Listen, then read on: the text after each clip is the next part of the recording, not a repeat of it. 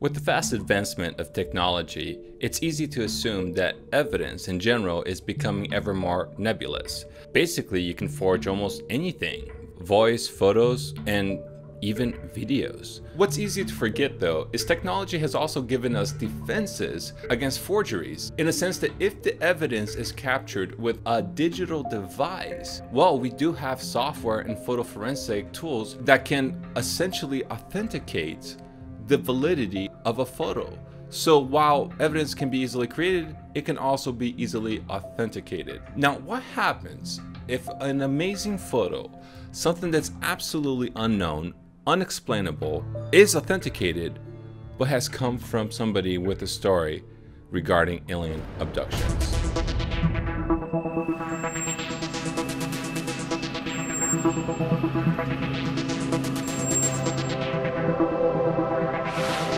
Hello, ladies and gentlemen. This is Felipe Osorio, your host. Today, what I wanted to talk about was UFOs. We never really got to talk about that Ireland UFO sighting. Now, that was my fault. I got a little bit back in the schedule, and I didn't want to put out an episode that wasn't giving any new information that you wouldn't have already had from other channels.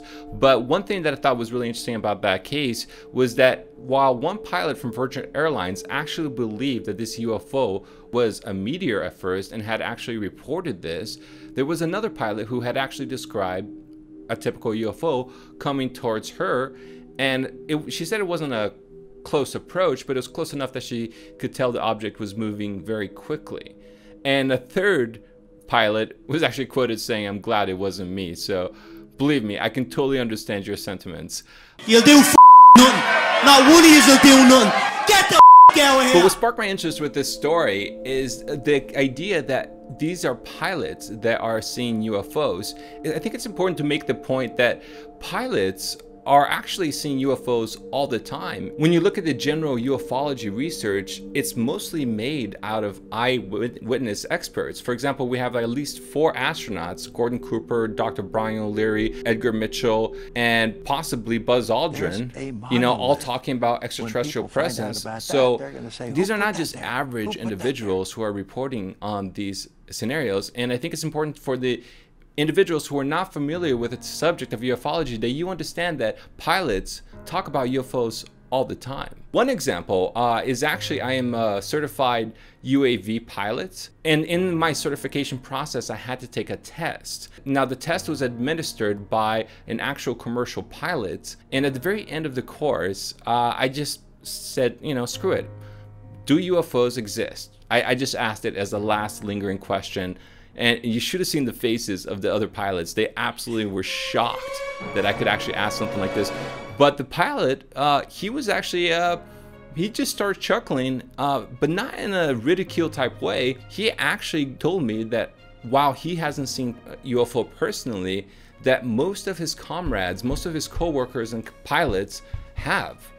And so, that's actually the second case in which I've talked to a pilot who says he's seen UFO, and that's just my personal experiences. So you can imagine what is out there. But I know you're not here to rehash old news. Let's go back to the UFO abduction and his pictures. But before we do so, I want to give you just a little bit more information about this individual and showcase you some of the things that he's explained about his experiences. So let's take a look. My whole life I've dealt with this phenomenon. Bright flashes of light, missing time, being pulled through walls in a state of sleep, put back, seeing others around me in a state of sleep, men in black, seeing UFOs, showing people UFOs, and pretty much everything else. I recently visited my blood father's family. I never met him, he had passed, but according to his family, he had the same deal. As a kid, a few times he would be followed with a visit by 2 guys in suits. Mom, stepdad, and stepsister would usually be sitting in a trance, and these 2 guys would use them as leverage to get me. Once I'd give in, I don't remember anything else. Alright, so as you can see, he has had all kinds of experiences. I mean, we're talking about men in black, we're talking about being whisked through walls, having seen crafts, being able to tell friends about crafts. Basically, everything that's related to the UFO phenomenon, it seems that this guy has experienced. So why don't we go ahead and take a look at one of the images that he captured. These images, a lot of times he kind of catches it discreetly. He says that if he looks at them directly or has a conscious awareness of them, that they oftentimes move away or disappear. So that's just his story. I'm here more to authenticate his images. So yeah, skeptics, beware. So here's the first image that he captured. At first it doesn't look like much. You know, you kind of zoom out and you see it looks like some kind of like smoky barbecue maybe scenario. And up here it looks like you see some green object. Could this be a reflection? Could it just be some lens artifact? First of all, if we look at the photo forensics, it's kind of funny. I was actually analyzing this in this website called Photo Forensics, and what ended up happening is after the initial analyzations that I was having, within like 5 or 10 minutes when I tried to reproduce the image in this program for the show, well, as you can see, it says here, the service is currently under a denial of service attack.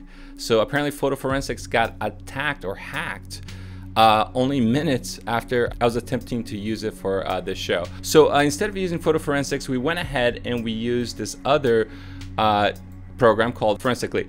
And basically, they have actually a lot of interesting tools.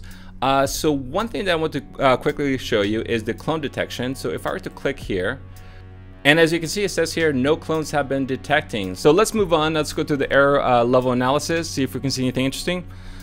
You know, to me, this looks actually very consistent from the craft to the smoke to the image.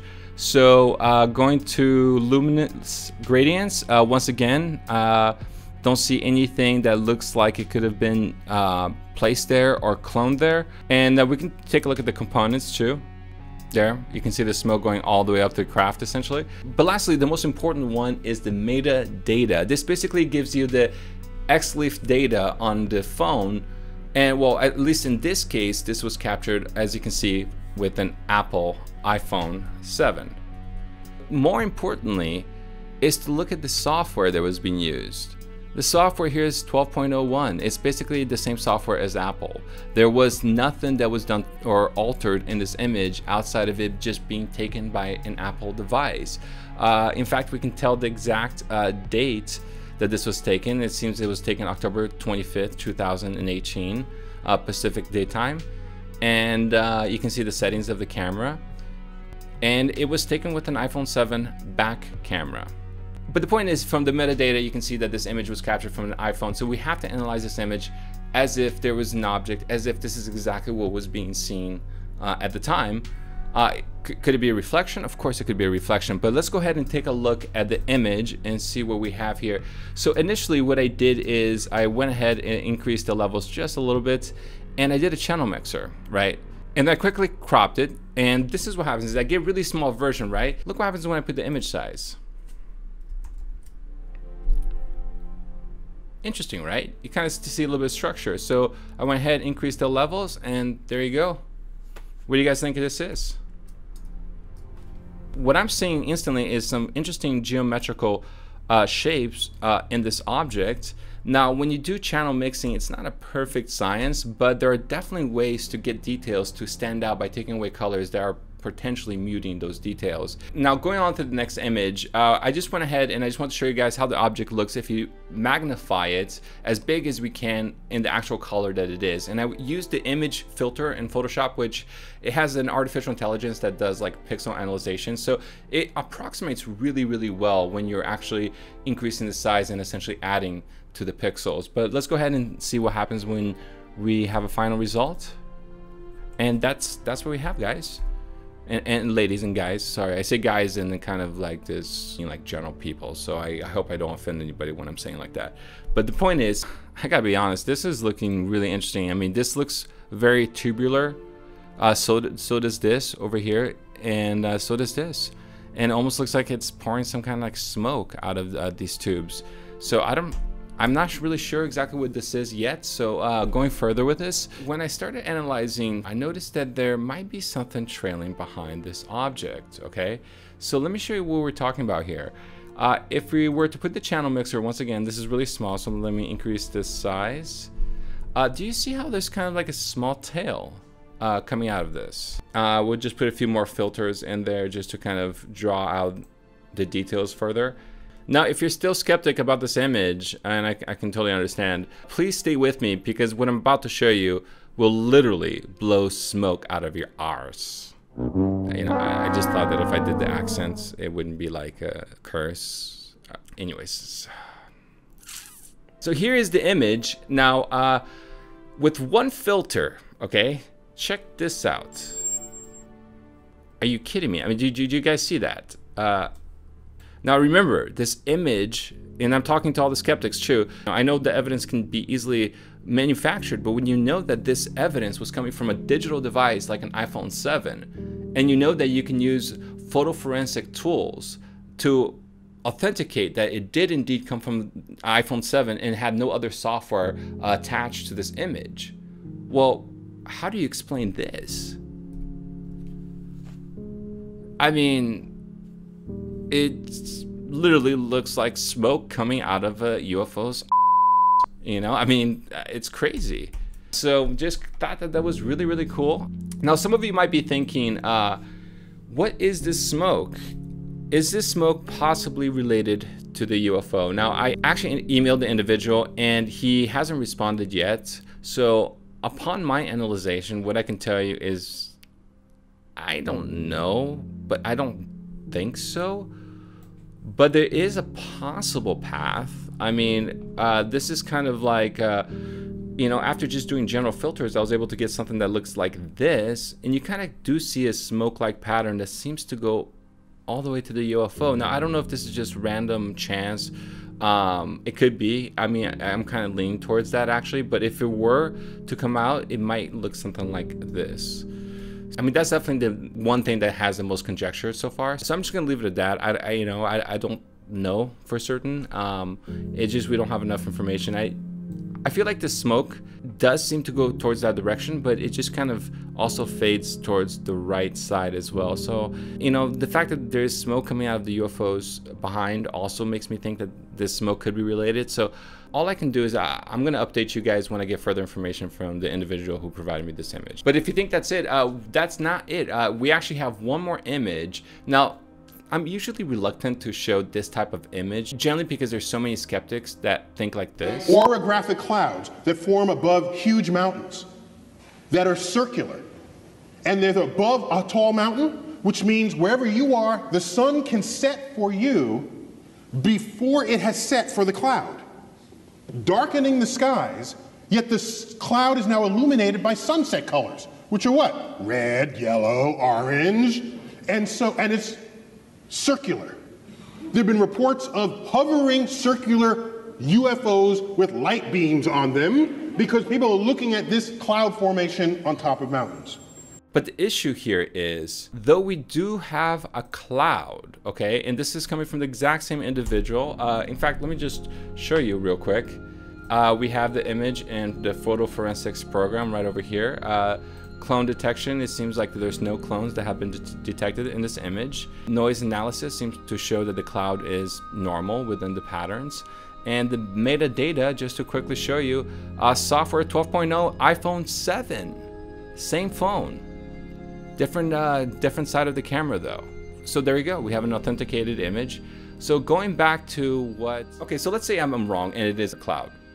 What happens when you do a channel mixer? Take a look at what happens when we do one clean channel sweep, okay? And then I also went ahead and I increased the levels, okay? Take a look at what happens to this cloud. That's not a joke. Look at that. So all I did is just to go backwards real quick. Here's the object. I increased the channel, increased the exposure, and that's kind of it. Just put one more layer to kind of increase the contrast more. And I have to say, that's weird, man. That's an authenticated image. That is really strange. That's why I was saying skeptics beware, because now we have a confluence of ideas that they can't all simultaneously exist in the same universe unless you're used to the concept of double thinking. You know, if that's your type of thing, to think about two contradictory things and believe both of them to be true at the same time. The truth is, this image is authenticated. It's a cloud turned into a UFO, or at least what we consider to be a typical shape of a UFO, coming from somebody who claims to have alien abduction experiences, who just provided another authenticated image with the same camera that looks like what? Like there's a freaking cloud coming out of this object. I mean, this is obviously not something that you could have been easily doctored, you know? Just the fact that I can bring out those clouds so easily using all those channel mixers, you know, implies that whatever this is was probably naturally there, and I'm just extracting the details. Even when you forge things to create details in which people can then later naturally extract away that you're kind of fuzzing out, it just doesn't really happen that way. That is the beauty of forgery. I mean, that would be incredible if somebody could actually do that. So to me, these are legitimate images. To me, this craft was legitimately there. There's something coming out. There's smoke. There's physicality. Coming from the same phone, coming from the same person, I am forced to believe by just logical deduction that this is not a cloud, that this object is a physical thing. So that's why I mean skeptics. If you're not willing to double think, what is the truth here? Sometimes your paradigm does get shifted because the information that we've been provided most of our lives has not been straight up. Meaning every day that we walk, every breath that we take, every moment that our minds conceives a new information, there is a potential that we could be taught something that could completely reverse our way of thinking in life. And that potential exists because we've been lied to our entire lives. So, welcome to Second Earth. Amazing. Just absolutely amazing. Just to quickly show you, this is another variation of that same cloud. So, usually, if you notice the rest of the background tends to get a little more rough. You know, whereas everything looks kind of smooth here, you do the channel mixer and everything looks rough. But the actual cloud starts looking smoother. And once again, this is something that to me kind of implies that whatever this is was probably a natural object that was being disguised by nebulous clouds. And nebulous clouds is containing all kinds of different wavelengths. If you can extract a certain coloration of that cloud and mute it out, then yes, maybe you can get something that's underneath to make the image smoother. That's why it implies there might be an object underneath it. All right, so our modern technology is telling us that spaceships might actually exist. What do we do now?